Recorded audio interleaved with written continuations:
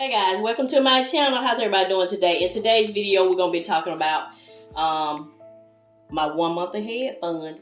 And what this is a fund where you list all of your monthly expenses and then you total the amount. My amount is $2,400. This does not include groceries or gas or anything like that. These are just the bills that that are on auto draft, or just bills that we pay monthly: mortgage, truck payment, life insurance, car insurance, Netflix. For now, we might be getting rid of Netflix.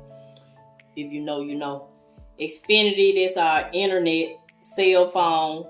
Venvix is our security system. Cooks is our pest control, because Mrs Vee had some trouble with some termites about 1.5 years ago, so we keep that service.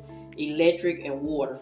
And so those are our monthly bills. We have a total of 1, 2, 3, 4, 5, 6, 7, 8, 9, 10, 11. And $2,400 is approximate, because there's no way for me to know how much the electric and the water is monthly.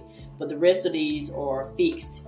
So yeah, so we need about $2,400 to save for our monthly expenses. And the goal for the monthly expenses, the 1 month ahead, I really want 1 year's worth of monthly expenses in our short-term emergency fund.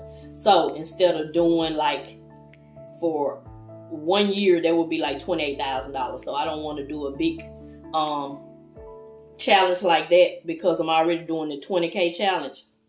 I just want to do 1 month at a time. So $2,400 is more feasible for me to do just as I accumulate the $2,400, I'll just keep starting over till I get to the $28,000. So I think I want to do it like that. And I contribute to the 1 month ahead sinking funds once a month. And I try to give it as much as I can. So yeah, so that's what I've been doing. So if you're new to my channel, welcome, welcome, welcome. I'm Mrs Vee. I'm on a journey to retire early. And retire early, I mean work from home, be able to do some of the things I like to do. I will still have income coming in, but it won't be like working outside the home. That's the plan. So I am happily married, but my husband is not on this part of the journey. He was when we were getting out of debt, but now this is just something personal I want to do, because I am the spender in the marriage. So I'm trying to get a hold on my spending. I'm still spending, but I'm just spending with purpose. I'm just not out there just throwing my money up in the air like what I was previous to finding the cash envelope system. So yeah, so back to my 1 month ahead. Yes, so this 1 month ahead account is for if my husband and I get sick and we can't work or something, or if one of us loses our job, we will go to the 1 month ahead fund.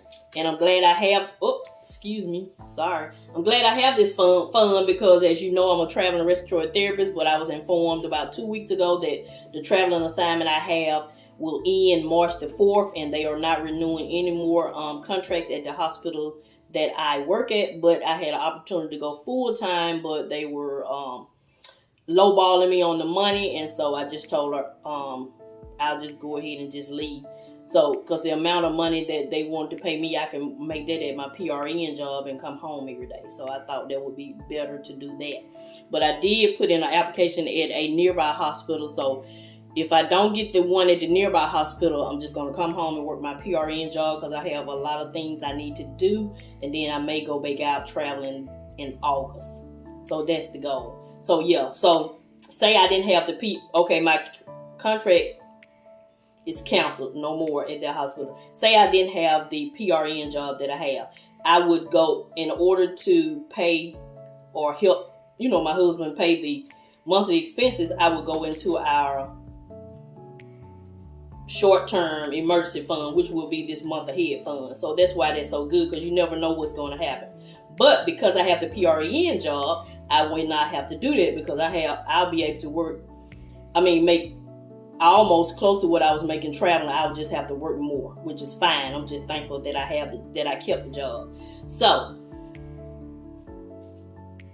every quarter, at the end of every quarter, I go in and count up all my sinking funds and how much I've saved for the 3 months. And at the end of the 3 months, I'll tell you how much I saved or how much I spent.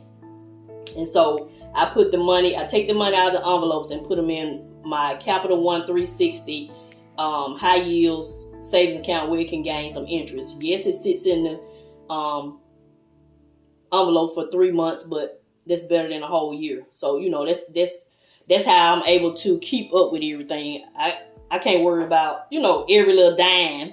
So that's how I'm doing it. So at the end of March, I'll take the sinking fund, the money for the 1 month ahead out of my envelope and put it in the 1 month ahead savings account that I have in Capital One 360. So as of this video, I have $1,162 in the digital sinking fund, which is the Capital One, and $44 in cash in the cash 1 month ahead sinking fund. So the total for both of those are $1,200. So that lets you know that I have saved a total of, half of the monthly 1 month ahead, which is great. So I'm gonna go ahead and color in to 50%.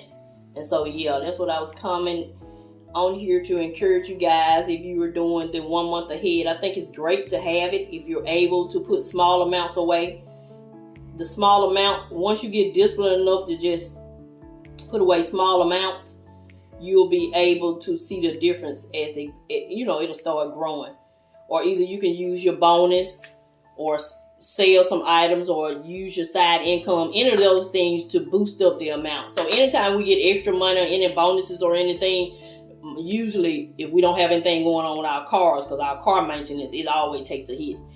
If we don't have to put it anywhere else, most of the time we put it in our 1 month ahead, because that's one most important right now. So yeah, so if you're interested in this cute tracker, check out Paper by Mo. I have her information down below. So how she has it is that you do it, document every bill and expense for 1 month and their cost in total. Then you can multiply that by 2 and write out your 2 months in total. Calculate your total for both and decide if you want to pursue 1 or 2 months, then color in your tracker as you reach that goal. So that's what I'm doing. I'm just doing 1 month at a time. When I get to 2,400, I'll erase this and keep starting over. I think I'll be able to do that better than just trying to save $28,000. So yeah, so that's it. Let me know in the comment section, are you saving for 1 month ahead? If you are, how many months ahead are you? I think Daisy Budgets, I watched her video, she's almost 3 months ahead. And I think Beautifully Me and You, Salisa, she's almost 3 months ahead. So it's great. I think it's great to have the 1 month ahead fund. If if you're able to put away extra money, because you never know when someone may get sick and not be able to work, or someone lose a job or anything, because life, like Rochelle Adams always said, life be lifing. So yeah. So that's it. That's going to conclude this video. This is Mrs Vee. I always show you a way to save. Thank you and have a nice day.